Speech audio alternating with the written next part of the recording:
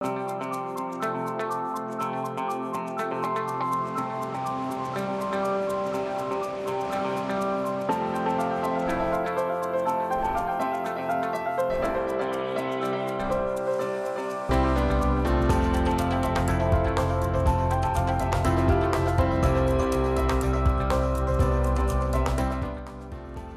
afternoon. Thanks for joining us across the fence. I'm Fran Stoddard.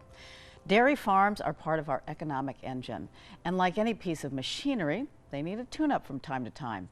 Dairy Business Innovation Centers were launched in 2020 by the United States Agency of Agriculture to support development, production, marketing, and distribution of dairy products. Here in Vermont, the Northeast Dbic is hosted by the Vermont Agency of Agriculture. An important partner is the University of Vermont Extension, which is providing technical assistance to farmers who want to innovate and improve their businesses. Joining us via Zoom to discuss what's going on are UVM Extension's farm business educator, Tony Kitsos, and dairy herd management educator, Whitney Hall. Welcome to you both, and thanks for being with us. Good morning, Fran. Thanks for having us. Thanks, Fran. Tony, let's start with you. You've worked with dairy farmers in every facet of business planning. What sort of technical assistance does UVM Extension hope to provide farmers with this funding? Well, Fran, this is a great opportunity for extension outreach education to be able to bring dairy management technology out to the farms. Most of the grants that we work with tend to be on the outside of the farm in the form of agronomy or strictly ag business or water quality. And this allows us that opportunity to provide in the barn milk production, herd management, records analysis, those types of things that we think are needed, and some good education around that is now forthcoming from this Dairy Innovation Grant. Fantastic. Well, there are other programs and grants that farmers can apply for to fund projects. So this funding is different because it fills that gap. And what else? Yeah, it fills the gap, and it also dovetails nicely with some of the other grants that we have, where we're always wanting for that one extra piece to help them round out a business plan or implement a business strategy that might require some sort of a change in the barn. And again, grants tend to be specific in the nature of the work that we can do. And this opens a big door for us to provide that type of technical expertise. Terrific. So talk about the role of the Vermont Agency of Agriculture in this project and how that partnership works. Sure. The Agency of Agriculture received a regional grant for the Northeast Dairy Business Innovation Center and are administering money out to see how many areas of dairy innovation that they can positively affect. For us, it's technical expertise and outreach education directly in the barn. For others that are recipients of DBIC funds, they work with pasture management, the dairy industry side of things to help cheese makers and yogurt makers bring new innovation to their businesses as well. So it's quite comprehensive in its ability to help support and bolster the dairy industry. Okay. And Whitney, you've been meeting with farmers one-on-one to find out their needs. What are they saying? It's been pretty wide-ranging at this point. We have farmers that have been interested in upgrading their facilities, building a new barn, adding on to an existing barn, upgrading a parlor system. And it's been as small as we have a somatic cell issue and we'd like your help addressing it.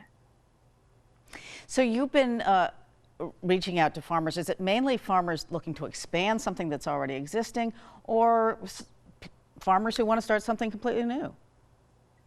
It's been a little bit of both. Mostly it's working with farmers on a comprehensive dairy management plan for the farm based on, if they want to improve a barn, how can we maximize cow comfort in that new barn to help increase milk production or to help address some of the other herd management concerns that they may have going forward.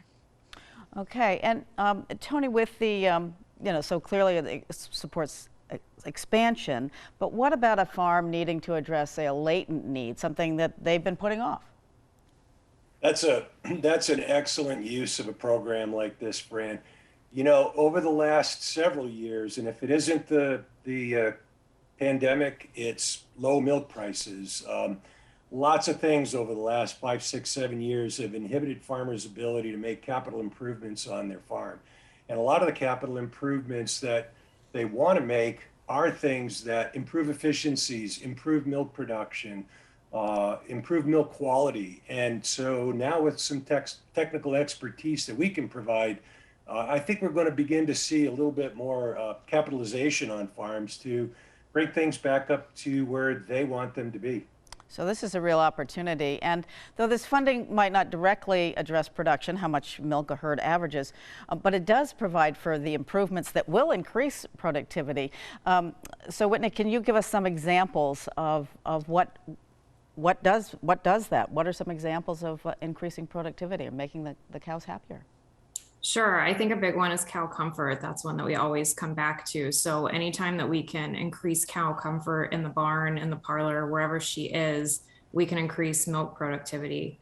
And there's a lot of different improvements via cow comfort, via herd management suggestions that always yield back to milk production. So what are some, is ventilation one of them? What are some that you're really looking at specifically? Yeah, absolutely. Ventilation is one. Cow comfort in the form of more bedding in the stalls, different mattresses, different types of bedding, making sure that she has enough access to food and water. She's not away from her pen too long when she's milking, if it's in a traditional parlor. Really just trying to make her as comfortable as she can be, because anytime she's more comfortable, she will give us more milk in the process. Terrific. And Tony, when we think of dairy, many of us, of course, think of cows, but sheep and goat dairies are eligible for Dbic funding as well. Tell us about that. Is the funding different for sheep and goats? Well, the funding is the same. It's come into the Center for Sustainable Agriculture in that particular instance, where we have an outreach professional who's going to work directly with, we call them small ruminant dairies, and also with some pasture management issues for small ruminants as well. Whitney and I will primarily take care of the cow-side dairies, the CSFOs, MFOs, and LFOs, the particular size of operation, but we do have that capacity to work well with all the other small ruminant milk producers. Would it be as extensive as beginning to make a switch? The switch, that's a very interesting question as well. We know that there's a big need for goat's milk in the marketplace right now, and so we're going to try to put some efforts together to gauge the agricultural community here in Vermont to see if there's anybody willing to move over from cow-side dairy to goat-side dairy, and see if we can help fill that niche. Okay. And the UVM Center for Sustainable Agriculture, as you mentioned, is involved in this project as well. Talk about how they're contributing to the effort. Again, their primary role for this particular grant is to support the small ruminant side of things. Okay. And how can farmers find out more about Dbic, the Dairy Business Innovation Center, and the funding that's available? Sure. And I think we're going to put a link up on the screen, and if folks want to know more, connect to that link, and you'll find information about the types of dairy assistance and the people that are involved, and contact one of us. We'd love to hear from you. Okay, so that's go.uvm.edu/dairy assistance. Pretty straightforward. And back to you, Whitney. So when you visit a farm, just how does that work? Can you just kind of walk us through how that works? How you connect up, or is it people apply and then you go visit? How does that work? We have a few more minutes. Sure. So there is a formal intake process, which I believe if you go to the link that was just posted, it will take you through those steps. So the first step is contacting either Tony or myself. The second step is we reach out, we assess what your specific need is, and then it generally involves a farm visit to sort of go over what exactly the need is and kind of an overview of what the farm looks like, how the cows are moving, and then it can be as detailed as a full records analysis with a dairy management team put together, or as simple as just a couple of recommendations to solve the problem that the farm is trying to address. Well, thanks, Whitney. And Tony, how long do you think it'll take to see the results of what you're doing with the Northeast Dairy Business Innovation Center? Well, we're already beginning to see some positive results, Fran. You know, we have a series of webinars that are planned one a month in December, January, February, and March, and they're all going to be specifically related to DBIC activity.